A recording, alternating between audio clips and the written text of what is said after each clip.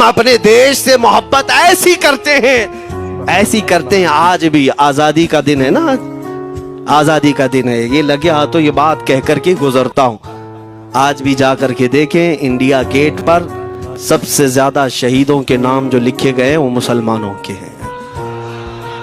ان کو کیا پتا ہے 1857 سے جو انگریزوں کے خلاف لڑ رہے تھے، یہ لڑ رہے تھے، آزادی کا پرچم سب سے پہلے بلند کرنے والا کوئی سنگی نہیں تھا، وہ شہید ٹیپو سلطان تھا۔ سب سے پہلے توپ مین ہندوستان کا، انگریزوں کے خلاف آواز بلند کرنے والا، پورے انگریز اس کے خلاف کھڑے تھے۔ ان کو آج بولنے کی توفیق بھی نہیں ملتی۔ اور اس کے علاوہ وہ علماء کی بات کہاں چلی گئی آج؟ انگریز تاریخ دان نے لکھا ہے کہ سب سے زیادہ ہمیں خطرہ ہندوستان میں مسلمانوں سے تھا، اور ہم نے دلی سے لے کر کشمیر تک کوئی ایک جھاڑ، کوئی ایک درخت باقی نہیں تھا جس میں ہم نے ایک عالم کو لٹکایا نہیں تھا پھانسی پر، جن کی تعداد گنی گئی ہے تو تقریباً 26,000 علماء کو انہوں نے پھانسی دی تھی، دلی سے لے کر کشمیر تک۔ مجھے بتاؤ جزیرہ انڈمان نکوبار میں کس کو بھیجا انہوں نے؟ مولانا فضل حق خیر آبادی، عنایت احمد کاکوروی، یہ تمام وہ لوگ ہیں، علامہ عنایت احمد کاکوروی جن کی کتاب آج تقریباً ہر مدرسے میں پڑھائی جاتی ہے، علم الثقہ۔ یہ کتاب یہاں چٹائی پر بیٹھ کر لکھی ہوئی نہیں، اس جیل کی دیواروں پر لکھی ہوئی کتاب، اس کو پڑھ کر کے آج بچے عالم بنتے، ہم بھی پڑھے۔ یہ وہ لوگ ہیں جن کو صرف اور صرف حق بات کہنے کی بنیاد پر زندگی بھر جیل میں ڈال دیا گیا۔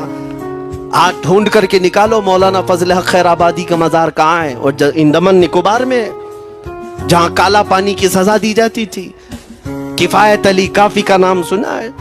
میرے عزیزو، یہ نام کا ذکر آنا تو حق بنتا ہے آج کی رات ضرور۔ مراد آباد شہر کا وہ عالم ربانی، وہ صرف اور صرف مجاہد آزادی نہیں بلکہ فنا فی الرسول بھی تھا۔ آپ اسی سے اندازہ لگا لیں، اعلیٰ حضرت جیسا عاشق، ہدایق بخشش لکھنے والا، اعلیٰ حضرت کے اشعار تو پتا ہے نا، امام الکلام کہتے ہیں، اعلیٰ حضرت کی نعتوں کو امام الکلام کہتے ہیں، سارے کلاموں کا امام اعلیٰ حضرت کی نعتیں، پڑھ کر کے دیکھ لو وجد آ جائے حضور کی نعتیں۔ لیکن اس اعلیٰ حضرت سے پوچھا گیا آپ کس کی نعتیں پسند کرتے ہیں؟ اعلیٰ حضرت فرماتے ہیں میں صرف دو ہی لوگوں کی نعتیں سنتا ہوں، یا تو حسن رضا بریلوی کی یا علامہ کفایت علی کافی کی۔ اعلیٰ حضرت جس کی نعتیں سنتے ہو، اسی سے اندازہ کر سکتے ہو کفایت علی کافی کون تھے۔ میں اکثر جگہوں پر ان کا تذکرہ کرتا ہوں تاکہ بچوں کے ذہنوں میں یہ بات منتقل ہو جائے۔ اب میں آپ کو بتاؤں، ان کی زبان میں اللہ نے وہ طاقت دی تھی کہ وہ جب عشق رسول پر بولتے تھے تو ہزاروں کا مجمع رونے لگتا تھا، ان کی طرف آ جاتے، اور انگریزوں کو یہ بات قطعاً پسند نہیں تھی۔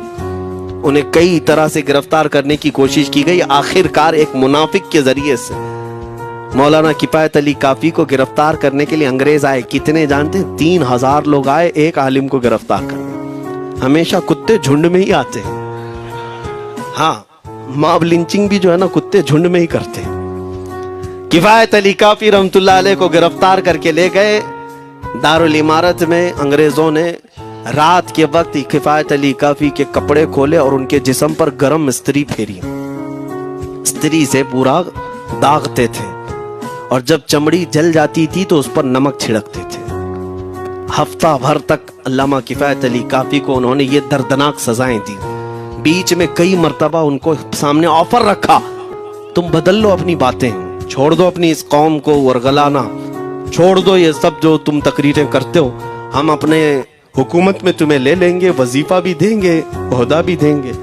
کفایت علی کافی رحمت اللہ علیہ نے فرمایا تم غلط جگہ ہاتھ مارے ہو، ہاں یہ وہ جگہ نہیں ہے جہاں سے 500 پاؤنڈ لے کر کے کوا بھی حلال کر دیا جائے، ہر چیز جو ہے تمہارے حساب کی بنا دی جائے، یہ وہ جگہ نہیں ہے۔ کفایت علی کافی رحمت اللہ علیہ نے کہا میرا دین اتنا سستا نہیں ہے، اتنا سستا نہیں ہے۔ اس کے بعد انہوں نے کہا تو پھر تم مرنے کے لیے تیار رہو، کہا خوشی سے۔